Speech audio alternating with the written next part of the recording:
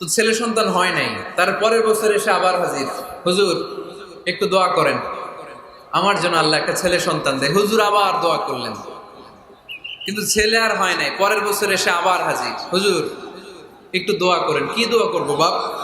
বলে হুজুর দোয়া করেন আল্লাহ যেন আমার একটা ছেলে সন্তান দেয়। হুজুর আবার দোয়া করলেন। এর পরের বছর এসে আবার হাজির, কয় হুজুর ছেলে সন্তান। হুজুরকে ঘটনা কি, ঘটনা কি, এর সন্তান হয় না কেন? বললো বাবা তুমি কি বিয়ে করছো? কয় না। তো বেটা বিয়ে না করলে তো সন্তান হবে কোত্থেকে? আগে তো বিয়ের পর্বটা সার, তারপরে তাওয়াক্কুল করবি কার উপর? বিষ্ণু বললেন তাগদু খেমাসান তারুহু বেতানান।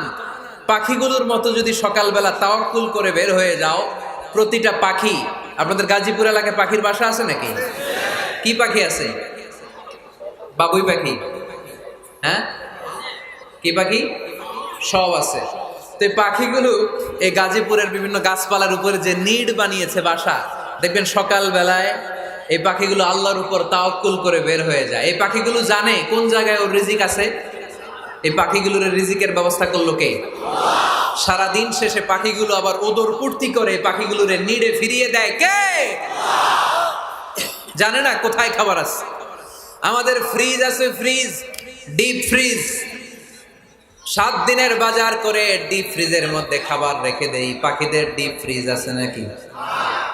আমাদের টাকা বেশি ঘরের মধ্যে হয়ে গেলে ব্যাংকের মধ্যে অ্যাকাউন্টে ফেলে দিয়ে আসি। পাখিদের কোনো ব্যাংক অ্যাকাউন্ট আছে নাকি?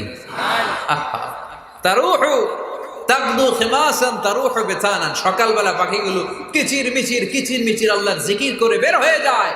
বিকেলবেলা প্রতিটা পাখির পেটে খাবার দিয়ে আবার ফিরিয়ে দেয় কে? এটার নাম তাওয়াক্কুল।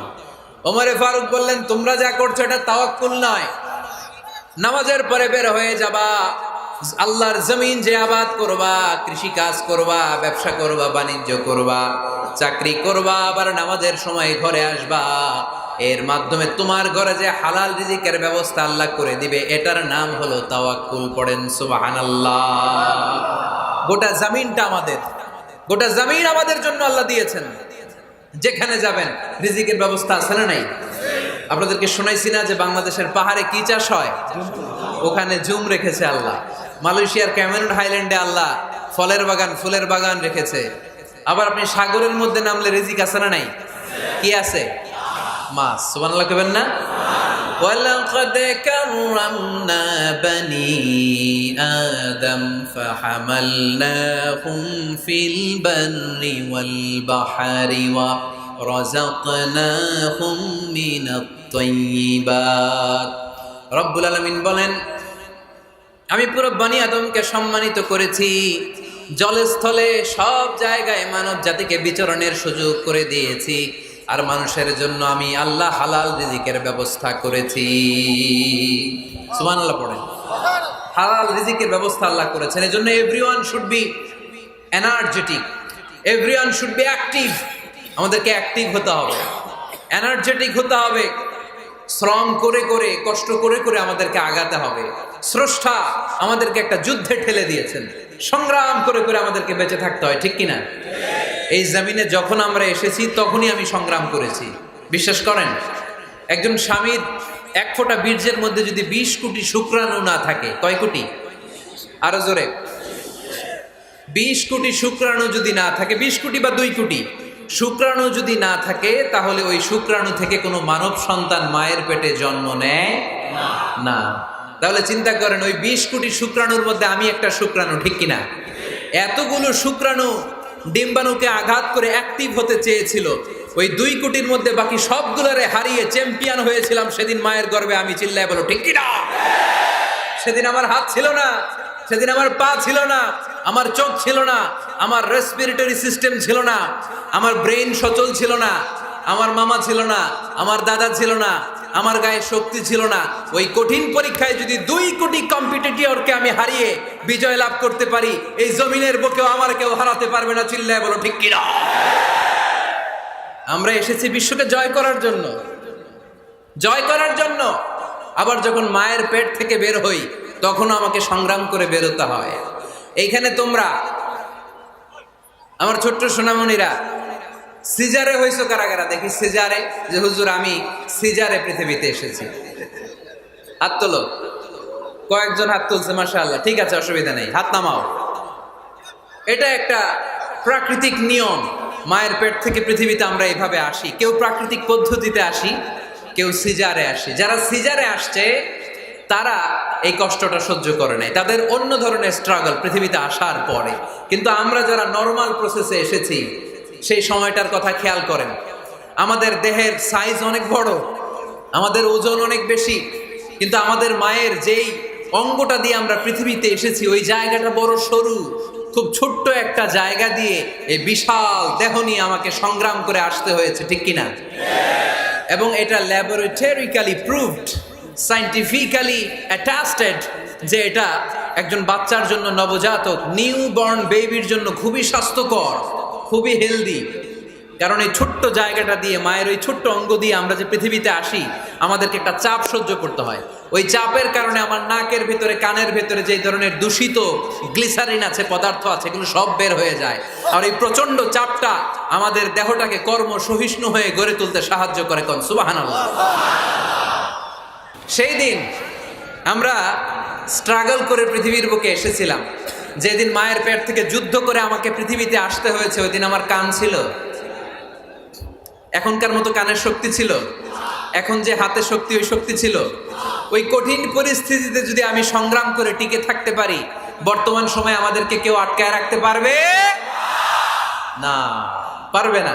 ইন্নাকা কাদিহুন ইলা রাব্বিকা কাদহান ফামুলাকি। আল্লাহ বললেন, ও বনি আদম, তোমাকে কষ্ট করতে করতে আমার কাছে আসতে হবে। আবার আল্লাহ বললেন, লাকাদ খালাকনাল ইনসানা ফি কাবাদ। আমি বনি আদমকে, দুনিয়ার সবগুলো মানুষকে কর্মসহিষ্ণু করে তৈরি করেছি। সুবহানাল্লাহ বলেন। কর্মসহিষ্ণু।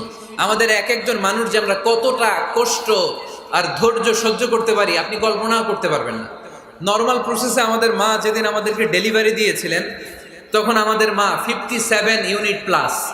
সুস্থ মানুষ ব্যথা সহ্য করতে পারে 45 ইউনিট। কত ইউনিট? কিন্তু আমাদের মা যেদিন আমাদেরকে দুনিয়ার বুকে এনেছিলেন, সেদিন আমার মা, আপনার মা ব্যথা সহ্য করেছিল 57 ইউনিট প্লাস, 57 ইউনিটেরও বেশি। এই ব্যথাটা সাধারণ কোনো ব্যথা নয়। একটা অ্যাক্সিডেন্টে আপনার দেহের 20টা হাড় বা হাড্ডি ভেঙে গেলে যত ব্যথা, তার চেয়েও বেশি ব্যথা আমার মা সহ্য করেছিলেন। আমার মাকে ওই দিন এই ব্যথাগুলো সহ্য করার তৌফিক দিয়েছিলেন কে? তাহলে কি পরিমাণে কষ্ট সহিষ্ণুতার, কর্ম সহিষ্ণুতা নিয়ে যে আমরা জন্মাই, আমাদের কোনো ধারণাই নাই। এজন্য আমি প্রায় বলি, ছেলে মেয়েদেরকে, সন্তানকে ননির পুতুল করে গড়ে তুলবেন না। ছেলে মেয়েদেরকে কষ্ট সহিষ্ণু করে গড়ে তোলেন। প্রতিকূল পরিবেশে কি করে নিজের অস্তিত্ব জানান দিতে হয়, এমন করে আমরা আমাদের মুসলমান সন্তানদেরকে গড়ে তুলবো। চিল্লায় বলেন ঠিক কিনা? লাকাদ খালাকনাল ইনসানা ফি কাবাদ। আমি মানুষকে দুঃখ কষ্টের মধ্যে তৈরি করেছি।